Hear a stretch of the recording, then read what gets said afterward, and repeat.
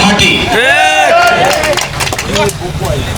আমরা গত 2 বছর যাবৎ জেলা কমিটির যত প্রোগ্রাম হয়েছে, আমাদের ইউনিয়নের যত প্রোগ্রাম হয়েছে, আমরা হরিপুরের মানুষ আয়তনে ছোট, জন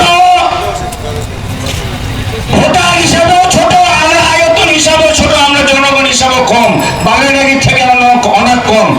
তারপরও যখন বিএনপি জেলার কোনো প্রোগ্রাম থাকে, আমি বড় বড় নেতাদের দৃষ্টি আকর্ষণ করে বলতে চাই, মানুষকে থামা যায় না।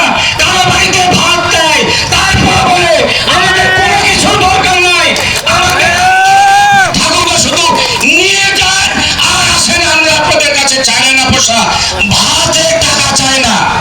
আমি দেখেছি হরিপুরের এই বিএনপির কর্মীরা, হরিপুরের এই বিএনপির কর্মীরা মুড়ি চিরা বেঁধে নিয়ে জেলার আন্দোলন সংগ্রামে উপস্থিত হয়েছে, বিভাগীয় আন্দোলন সংগ্রামে উপস্থিত হয়েছে।